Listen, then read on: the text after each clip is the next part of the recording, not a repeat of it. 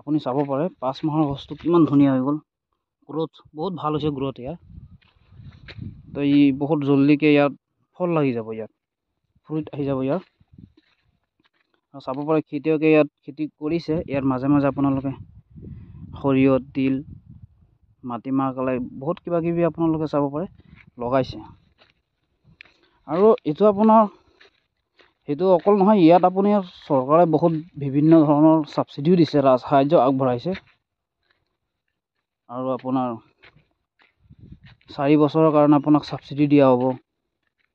দেখভাল কৰাৰ কাৰণে আপোনাক পইচা দিয়া হ'ব। লগতে আপোনাৰ বৰ্তমান আমাৰ অসমত পুলিটোতো ফ্ৰীয়ে দি আছে। 1 হেক্টৰ মাটি খেতি কৰিলে আপোনালোকে 143টা পুলি ফ্ৰী পাব, যাৰ মূল্য হ'ব আপোনাৰ 20,000 পৰা 29,000 টকা। তো সেইটো ফ্ৰী দি আছে। লগতে টেকনিকেল ছাপোৰ্টো আপোনাৰ পাই থাকিব। তো এইটো আপোনালোকে যাৰ এনেকা পেলাই থোৱা মাটি আছে, আপোনালোকে এইটো খেতি কৰিব পাৰে। আগবাঢ়ি আহি কিনে এইটো খেতি কৰক। চাব পাৰে কিমান ধুনীয়া হ'ল। এইটো চাওক, বেলেগ কিবা লগাইছে, এইটো সৰিয়হ, তিল কিবা কিবি পেলাইছে খেতিয়কে। মানে এইটো আপোনাৰ সেইটোতো ফ্ৰুইট আহি থাকিব, সেইটো ইনকাম হৈ থাকিব আপোনাৰ। লগতে আপোনাৰ ইয়াৰ মাজতে বেলেগ খেতি কৰি আপুনি আৰু বহুত ডাবল ইনকাম কৰিব পাৰিব। কিয়নো এইটো গেপটো চাওক আপোনালোকে, কিমান গেপ আছে নহয় জানো। এই মাজে মাজে আপোনালোকে চব যিকোনো শাক পাচলি খেতি কৰিব পাৰে। এই খেতিয়কজনে আপোনাৰ 4 বিঘা খেতি কৰিছে। অহা বছৰ মোটামুটি আৰু 10 বিঘামান খেতি কৰিম বুলি জনাইছে। তেখেতৰ এনেকৈ মাটি আছে। চাওকচোন,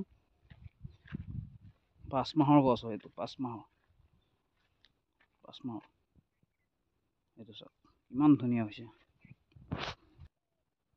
লগতে আৰু আপোনালোকে ইয়াত আপুনি যিকোনো ফাৰ্ম খুলিব পাৰে।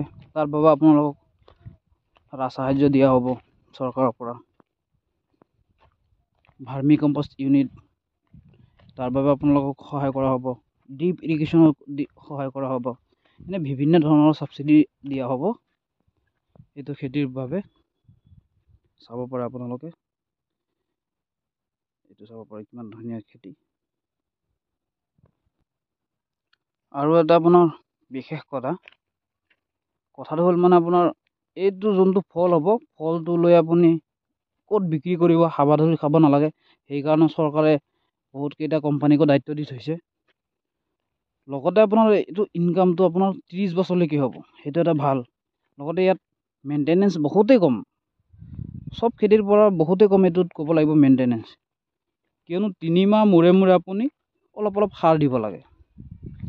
বছৰত 4 বাৰহে দিব লাগে সাৰটো। মেইনটেনেঞ্চ বহুতেই কম আছে। ইয়াত আপুনি সদায় পাহাৰা কৰিব নালাগে। এইটো ফলটো আপোনাৰ বান্দৰে নষ্ট নকৰে, নাখায়। তেলজাতীয় বস্তু হয়তো, বান্দৰে নষ্ট নকৰে। আপুনি ইমান পাহাৰা কৰিব নালাগে ইয়াত। এইটো চাব পাৰে, গছটো বহুত ডাঙৰ হৈ গ'ল। তো আপোনালোকে যদি কৰিম বুলি ভাবে, আপোনালোকে যোগাযোগ কৰিব পাৰে। মোবাইল নম্বৰ মই এটা দি দিছোঁ, আপুনি যোগাযোগ কৰিব। যদি কোনোবা এনেকৈ খেতিয়ক আছে, মাটি তেখেতৰ 10 বিঘা, 1 হেক্টৰ, 5 বিঘা মাটি আছে, যদি বাম মাটি হ'ব লাগিব, পানী হোৱা মাটি হ'লে নহ'ব। যদি তাত পানী জমা হোৱা মাটি হয়, তেতিয়াহ'লে কি হ'ব মানে আপোনাৰ গছটো মৰি যায়। কিয়নো ইয়াৰ শিপাটো তললৈ ইমান নাযায়, 2 ফুটৰ পৰা 2.5 ফুটহে তললৈ যায়। আৰু বাকী শিপাটো ওপৰতে থাকে, পিঁয়াজৰ শিপাৰ নিচিনা আপোনাৰ বিয়পে এইটো শিপাটো। সেইকাৰণে আপোনাৰ যিমান পাৰে বাম মাটিত এইটো খেতি কৰিব। চাব পাৰে কিমান ধুনীয়া খেতি। তো আপোনালোকে মোবাইল নাম্বাৰটো লিখি ল'ব, 9957091358। আপোনালোকে এইটো নাম্বাৰত যোগাযোগ কৰিব। নিশ্চয় আপোনাক সহায় কৰা হ'ব এইটো খেতি কৰাৰ কাৰণে। চাব পাৰে এইটো সৰিয়হ পেলাইছে, চাওক কিমান ধুনীয়া। চাব পাৰে এইটো সৰিয়হ পেলাইছে। এইটো আপোনাৰ এক্সট্ৰা ইনকাম হৈ আছে সিহঁতৰ মাজত বেলেগ খেতি কৰি আছে বহুত জাগা খালী থাকে লগতে আপোনালোকে এইটো ভিডিঅ'টো অলপ শ্বেয়াৰ কৰি দিব আমাৰ গোটেই অসমবাসী মানুহে ৰাইজে জানিব লাগে এই খেতিটো ইয়াত আপোনাৰ একো পইচা খৰচ কৰিব নালাগে আপুনি এইটো নাম্বাৰটো দিয়া হ'ল আপুনি যোগাযোগ কৰিব আপোনালোকৰ এপ্লাইটো কৰি দিয়া হ'ব